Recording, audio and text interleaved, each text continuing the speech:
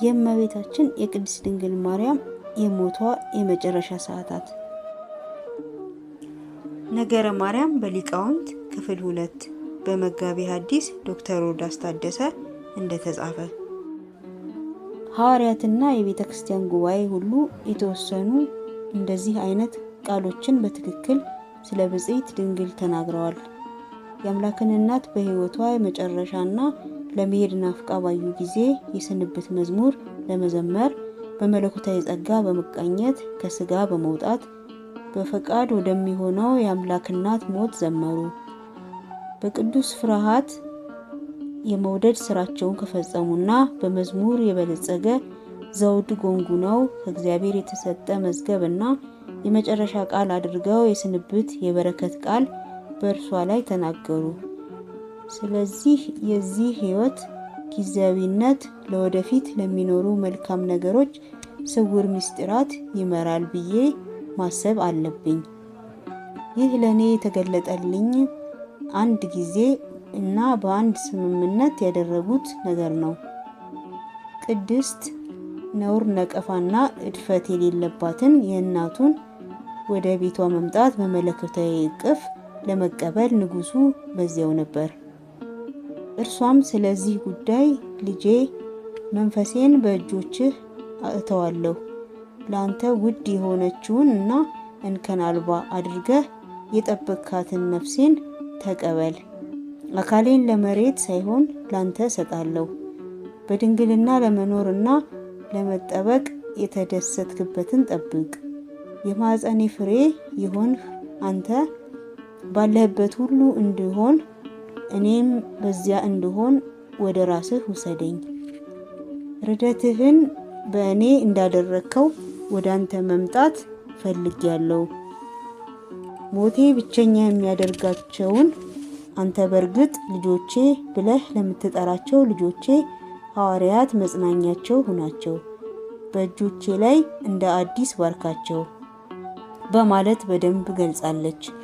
ከዚያም እጆቿን ዘረጋች እና እኛ እንደምናምነው ሁሉ የተገኙትን ሁሉ ባረከች። ከዚያም ተወዳጅ እናቴ ወደ እረፍትሽ ነይ፣ ከሴቶች መካከል እጅግ ውድ የሆንሽ ተነሽ እና ነይ። ክረምቱ አልፎ ሄዷል፣ የመከር ጊዜ ደርሷል። የእኔ ተወዳጅ አንቺ ንጽሕት ነሽ፣ በአንቺም እድፈት የለም፣ መዓዛሽ ከሽቱ ሁሉ ይልቅ ጣፋጭ ነው የሚሉትን ቃላት ሰማች። እነዚህን ቃላትም በጆሮዋ ሰምታ ቅድስት መንፈሷን በልጇ እጆች ተወች። ምንድን ነበር የሆነው? ተፈጥሮ እስከ ጥልቀቱ ተናወጠና እንግዳ ድምጾች ተሰሙ። እንዲሁም በፊቷ የሚሄዱ የሚያጅቧትና የሚከተሏት መላእክት ዝማሬያቸውን አሰሙ። አንዳንዶች ንግስቲቷ ወደ መለኮታዊ ዙፋኑ እስክትደርስ ድረስ ወደ ሰማይ በሚሄድበት መንገድ ላይ ያቺ ያልረከሰችና እንከን አልባ ለሆነች ነፍስ የክብር ጠባቂዋ ነበሩ። ሌሎች አምላክ እናትነቷን በመላእክት ህብረታዊ ዝማሬ በማወጅ ቅድስትና ማኅደረ መለኮት የሆነውን አካል ከበዋት ነበር። እጅግ ቅድስትና እንከን አልባ የሆነውን አካል ሲጠብቁ የነበሩትስ በቅዱስ መውደድ እና ከደስታ እንባ ጋር እያንዳንዱን የአካል ክፍል በመያዝ በተባረከው እና የመለኮት ማደሪያ በሆነው ዙሪያ ከበው ቅድስናና ምስጋናን ተመልክተው ነበር። ከዚያም ደዌዎች ተፈወሱ፣ አጋንንቶች እንዲባረሩ ተደርገው በጨለማ ክፍሎች ላይ ጠፉ። አየሩ ከባቢ አየሩና ሰማያት እርሷ በእነሱ ዘንድ በማለፏ መሬት ደግሞ በእርሷ መቀበር ተቀድሰዋል። ውሃውም ከበረከት አልጎደለም፣ በንጹህ ውሃ ታጥባ ነበር። ውሃው እርሷን አላነጻትም፣ ይልቁንም ራሱ ተቀደሰ እንጂ። ከዚያም ለደንቆሮዎች መስማትን ተሰጠ፣ አንካሳዎች እግሮቻቸው ተፈወሱ፣ እውሮችም ማየት ቻሉ። በእምነትም የቀረቡ ኃጢአተኞች በእነርሱ ላይ የተጻፈባቸው የእጅ ጽሕፈት ተደመሰሰላቸው። ከዚያም ቅዱስ ሥጋዋ እንደ በረዶ ነጭ በሆነ መጠቅለያ ልብስ ተጠቅልሎ ንግስቲቷ በአልጋዋ ላይ እንድትሆን ተደረገች። ከዚያም መብራቶች፣ ዕጣንና ዝማሪያት ቀጠሉ። ለክብረ በዓሉ የተገባ ዝማሬን መላእክት ዘመሩ። ሐዋርያትና አባቶች በተመስጦ መዝሙር አመሰገኗት። የሐዋርያት ትከሻዎች የተሸከሟት የእግዚአብሔር ታቦት ከደብረ ጽዮን በመንገድ ላይ በመቃብር መንገድ ወደ ሰማያዊቷ ሀገር ትወጣ ነበር። በመጀመሪያ መንፈሳዊ መንጸባረቅን እንደሚያንጸባርቅ ሙሽራ ወደ ከተማ ተወሰደች። እናም ከዚያ ደግሞ ወደ ተቀደሰው ስፍራ ጌቴሴማኒ ተወሰደች። እናም መላእክቶች በክንፎቻቸው ጥላቸውን ጥለውባት ከሙሉ የቤተ ክርስቲያን ጉባኤው ጋር በፊት እየሄዱ እያጀቡና እየተከተሉ ጥላቸውን ጣሉባት። ንጉሥ ሰለሞን የእስራኤልን ሽማግሌዎችን የጌታን የቃል ኪዳን ታቦት ከዳዊት ከተማ ጽዮን ገንብቶት ወደ ነበረው ቤተ መቅደስ ወስደው እንዲያሳርፏት ግድ አላቸውና ካህናትና ሌዋውያን ታቦቱንና የምስክር ማደሪያውን አነሱት። ንጉሱና ሰዎች ሁሉ ቁጥር የሌላቸውን በሬዎችን እና በጎችን በታቦቱ ፊት ሰዉ። ካህናትም የእግዚአብሔርን የምስክር ታቦት ወደ ስፍራው ወደ ቅድስተ ቅዱሳን ወሰዱት እና ከኪሩቤል ክንፎች በታች አኖሩት። አንደኛ ነገሥት 8:1-6። ስለዚህ አሁን ግን በእውነተኛው ታቦት ማደሪያ ስፍራ ከወዲያ ወዲያ ምስክር አልተባለም፣ ነገር ግን የእግዚአብሔር ቃል እንጂ። በሰማይና በምድር ያሉትን ሁሉንም ነገሮች የፈጠረው አዲሱ ሰለሞን ዛሬ በአዲሱ ኪዳን ደጋፊዎችን እነርሱንም ሐዋርያትን በኢየሩሳሌም ካሉ እውነተኛ ቅዱሳን ሁሉ ጋር አንድ ላይ ሰብስቧቸው ነፍሷን በመላእክት ወደ እውነተኛዋ ቅድስተ ቅዱሳን በማምጣት በአራቱ ሕያዋን ፍጥረታት ከክንፋቸው በታች በማኖር ክርስቶስ ራሱ ቀድሟት ገብቶ ወደ ነበረው በዙፋኑ ላይ በመጋረጃ ውስጥ አኖራት።